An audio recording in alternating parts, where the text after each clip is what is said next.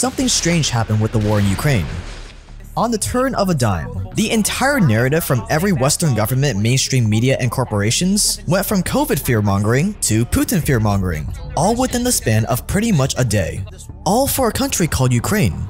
A country that before the invasion, the majority of the US population has never even heard of, much less be able to point it out on a map. And let's be real, 9/11 type events happen pretty much every day in the Middle East, Africa, and in poor Asian nations. Every day, and no one cares. There's something deeper going on here. Yes, the war in Ukraine is wrong, but what's the incentive for all these powerful people to care all of a sudden? What is the incentive for this #StandWithUkraine narrative, which we should be doing by the way? I've actually been to Ukraine before, I care about the place. But you have to ask yourself, who stands to profit from helping Ukraine? And why is anyone who doesn't toe the party line under threat of getting cancelled? Well, as always, it turns out that if you follow the money, you'll find the answer. There are many profiteers when it comes to Ukraine, from weapons manufacturers to construction companies who have to rebuild the country once it's over. But the one group that it comes down to, the wolf in sheep's clothing who pretends to care but really stands to make the most profits, are the bankers. This is how you profit off of the war in Ukraine, while looking like a saint.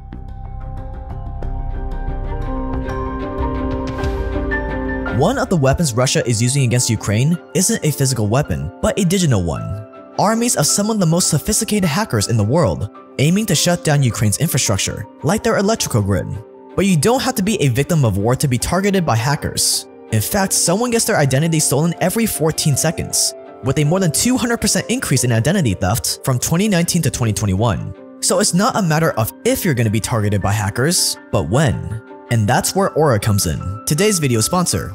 Aura basically looked at all the essential online security tools that you need to be using in today's day and age, like identity theft protection, fraud monitoring, a VPN, a password manager, antivirus software, and put all of that into one great all-in-one app that is simple to use and just works, saving you a ton of money by not having to pay for these apps separately, and also saving you a ton of money from the cybercrimes that they may prevent you from becoming a victim to. Here is how it works. You sign up for Aura with the link below, and then you connect your bank account so Aura can monitor for suspicious transactions, and then you can connect your credit score to monitor and lock your credit score within the app. Then you can start using their password manager, download their antivirus and VPN software to automatically run scans on your computer every day, which is what I do. All the while, Aura automatically monitors for your personal info from data sources like dark websites and public records to protect you from identity theft. And whenever something suspicious happens within all these features, like a suspicious transaction for example, Aura will send you a text straight to your phone. They have a family plan that protects up to 5 people, and they provide 24/7 customer support every single day of the year. These tools are things everyone should be using online without exception. Yet if you pay for them all separately, it will cost a ton of money. Not with Aura though. They want to make sure everyone can afford to protect themselves. So you get all of this basically for the price of paying for one of these apps separately. And they even offer a 60-day money-back guarantee. And if you go to aura.com/Jake right now with the link below, you'll get Aura for free for 2 weeks. That's aura.com/Jake for 2 weeks free. Thanks to Aura for sponsoring this video.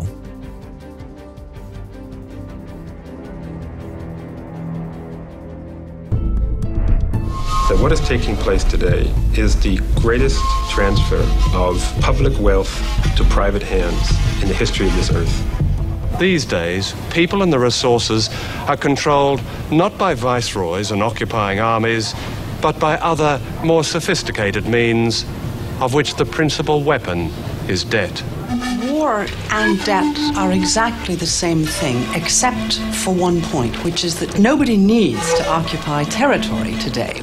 Debt is one of the most subtle and powerful forms of imperialism in the world. Sure, to the world, it looks like these bankers are offering a rose. We're giving Ukraine emergency relief. But it's not free money, it's debt. Debt that has to be paid back with interest. And before Ukraine, this is how debt slavery would normally be pitched. Let's say you've got a massive construction or engineering company that specializes in really big projects like hydroelectric plants or vital infrastructure. You want more money, but there's a problem. You see, first world countries have money, but they already have all the infrastructure they need, which leaves you trying to get money from third world countries instead. The UN likes to call them least developed countries or LDCs. LDCs are the perfect market. They don't have any infrastructure, and they probably don't have companies with the expertise to build them either. You'll build their roads and power plants, and the people in power in that poor country will get all the credit for improving their nation. But there's only one problem. These are least developed countries. They don't have the billions they would need to pay you for these projects. But that's where the magic of debt in the form of foreign aid comes in. You see, foreign aid is a deceptive term for debts. It makes it seem like these really big banking institutions are actually trying to help, and it leaves Americans saying, "Oh look, we're doing so much to help these poor nations. That's so nice of us." But for the most part, humans, especially those with money and power, don't really do things out of the kindness of their hearts. There's always some ulterior motive, and that's not always a bad thing, it's just human nature. And for the people offering services like construction, foreign aid is their bread and butter, because suddenly the countries that could never afford your hydroelectric plant suddenly can. And you get a big fat paycheck in return. And the politicians and bankers who arrange the foreign aid, well, they're just as happy. Because the more debt LDCs take on, the harder it will be for them to repay it, and the more money they'll owe you. The best part about countries owing you something? You're the one calling the shots. These poor countries weren't invaded in the traditional sense, but the outcome is functionally the same. The United States, says the report, is capable and willing to pursue important policy objectives in the banks by exercising the financial and political leverage at our disposal. All the while, these bankers are swimming in future interest earnings. So you see, burying countries in debt is a brilliant way to enrich countries that are already well off. It's imperialism 2.0. Why waste time on wars and invasions that the public hates when you could just get these countries to sign their futures away with smiles on their faces? All the while, many of these infrastructure projects end up being unprofitable or poorly constructed anyways. But it doesn't matter because they already signed the loan. The world's oldest human rights organization, the Anti-Slavery Society, has declared debt a contemporary form of slavery.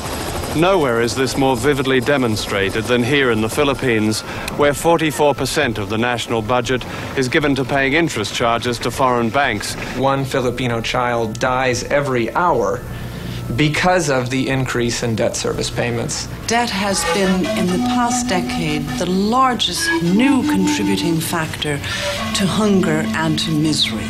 This is how it's traditionally done. But what about war-torn countries? How do bankers profit off of a country at war? Well, as an international banking institution, this is how you apply debt imperialism to Ukraine. And on top of it, we have Russia's invasion of Ukraine. Devastating for people in Ukraine, but also impacting. Step number 1, show some solidarity. You need to make the world believe that you genuinely care about Ukraine, and you only have their best interests at heart. We will limit Russia's ability to do business in dollars, euros, pounds, and yen. We're joining with European allies to find and seize their yachts, their luxury apartments, their private jets. We're coming for your ill-begotten gains. Send out PR people, condemn Russia, slap sanctions on the oligarch of the day, and make sure everyone knows just how anti-Putin you really are.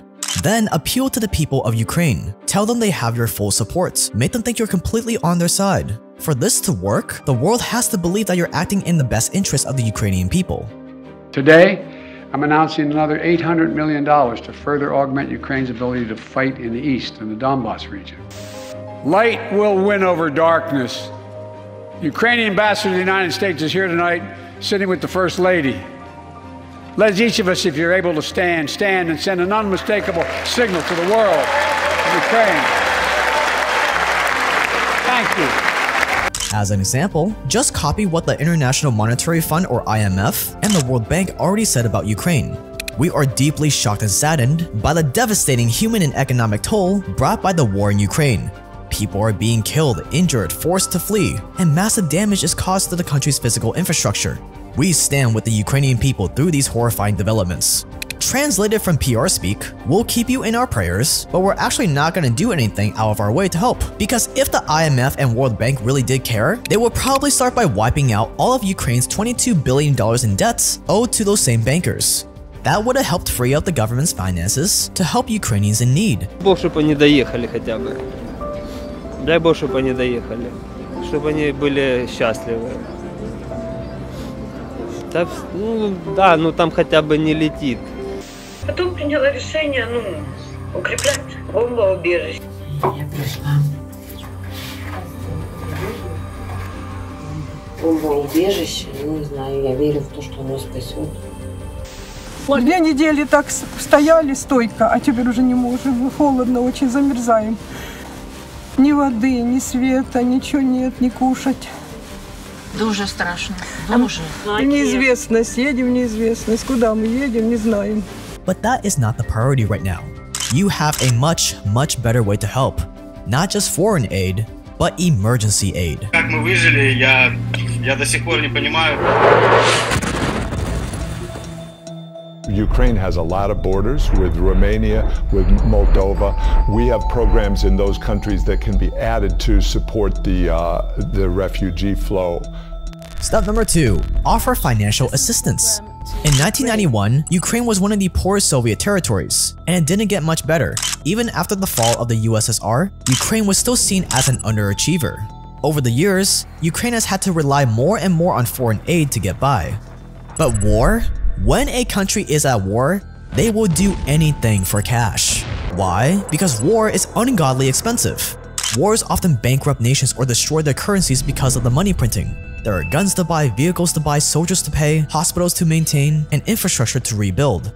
If it's a choice between getting destroyed versus surviving in debt, they're gonna sign the loan every single time. And that's why war is the perfect time to saddle a country in debts. So you offer them emergency aid. And then you shout from the rooftops about how moral and generous you are for giving them not a loan, but aid. And with all that new money, there are a whole lot more strings attached. Even though Ukraine already owes billions in foreign debts, the IMF has given it another $1.8 billion emergency loan. And the World Bank added another almost $600 million in loans too, while not forgiving a single penny of their existing debts. Even if the war stops right now, Ukraine is going to need a lot of time to rebuild and get the economy going. So how would it be expected to pay back almost $2 billion in loans plus interest on top of its already existing $20 billion plus in foreign debts? On average, the IMF charges Ukraine 9% in total charges and interest on their loans. So after a few years, Ukraine will have to pay back an extra $126 million on their $1.4 billion loan. And the World Bank? In 2020, they charged Ukraine 14% in interest on average. That means they would make $82 million on their $600 million loan.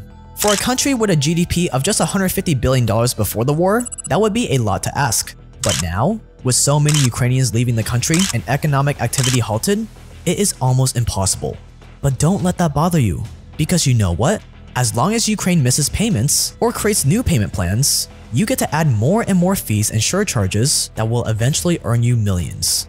But it's not like Ukraine has years before it needs to make its next payments. Just this year, it has $7.3 billion due, more than all the money it spends on education in a year, going into the pockets of its loan sharks. But at least for you, life couldn't get any better.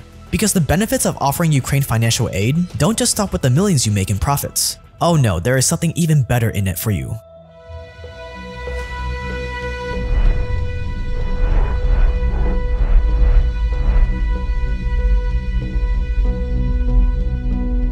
Ukraine needs money so badly, you can get away with telling them to do pretty much anything in return.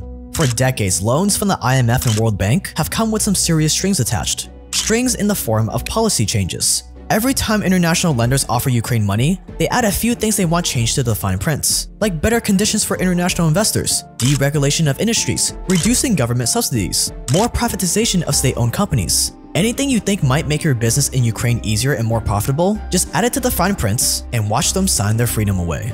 And what countries control the IMF and the World Bank?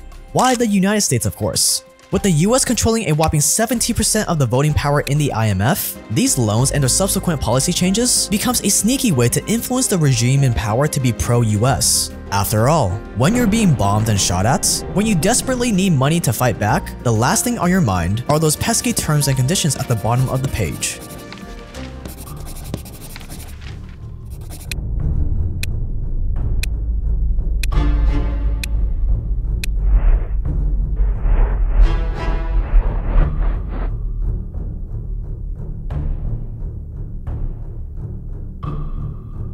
Thought he could roll into Ukraine and the world would roll over. Instead, he met with a wall of strength he never anticipated or imagined. He met the Ukrainian people.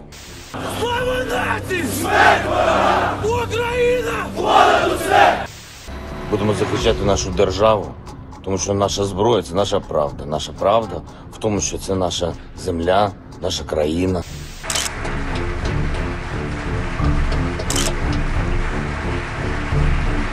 Step number 4. Encourage the war.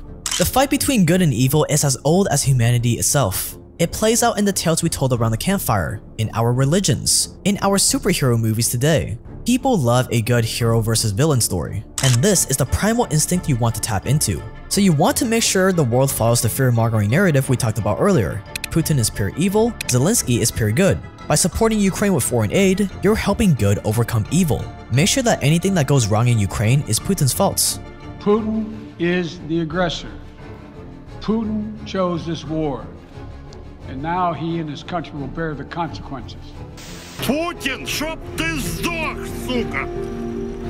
All the new debt Ukraine has? Well, it wouldn't have happened if Putin didn't invade. Ukraine is struggling to make its payments? Russia's fault, obviously. Make sure that all that hate and anger is aimed only at Vladimir Putin so that you can keep screwing over the Ukrainian people in the background.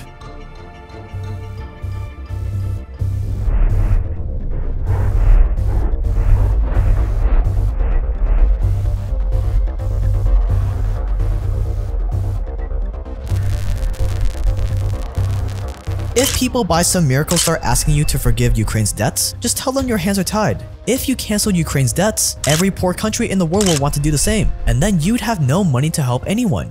Forcing Ukraine to pay is only fair, and you know what? If Ukraine can't make all their payments, you'll be happy to restructure their debt payments or loan them even more money to pay off their current payments.